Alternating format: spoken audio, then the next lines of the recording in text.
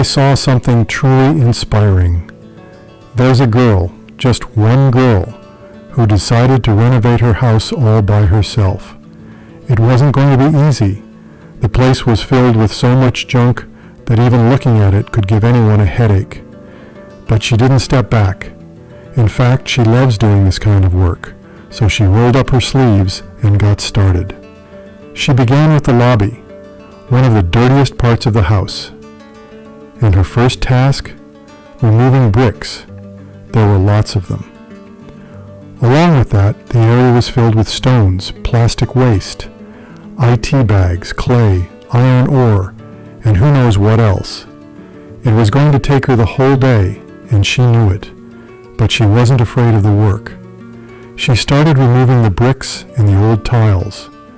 Slowly, she began clearing the mess. She was working alone, and that made the job even harder, but she didn't complain. She found wooden pieces, glass panels, and even sesame seeds scattered around. One by one, she cleared them all. As she removed the junk, the place started looking a little better. But one corner was still filthy, so she took a broom and began sweeping. She was determined to finish it today, and you could tell from her focus that she meant it. Once things were a bit clean, she began digging. She had a clever idea. She gathered the small stones lying around and used them to make a walking path, a tiled path through the lobby. She worked on fitting them neatly, and it started to look really beautiful. It took her the entire day, but by evening, the transformation had already started to show. She then brought grass seeds from the market and carefully spread them on both sides of the walkway. She covered them with soil to help them grow faster and retain moisture. It would take a few days for the grass to grow, but she had already made it feel green. Then she turned her attention to the broken tap.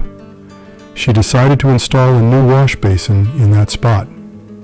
Before that, she had to set up the water connection and fix the drainage pipe. That work alone took her 3 to 4 hours, but she didn't stop. She didn't want to waste anything. There were some leftover ead pieces, old construction materials, lying around. Instead of throwing them out, she used them to build a proper space to place the basin and other useful things. It was smart and budget-friendly.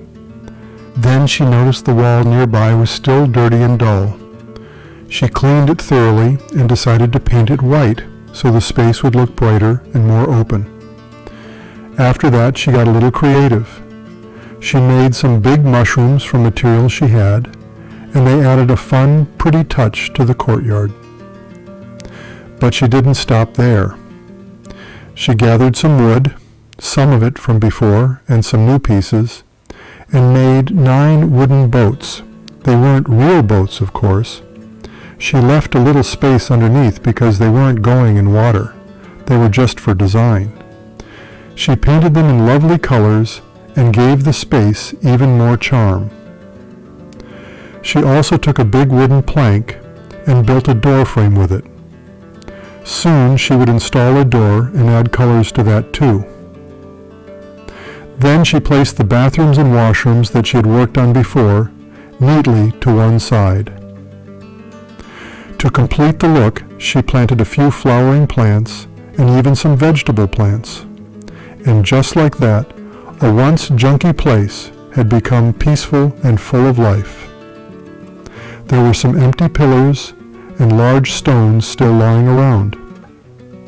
She moved them near the side walls to create seating spots.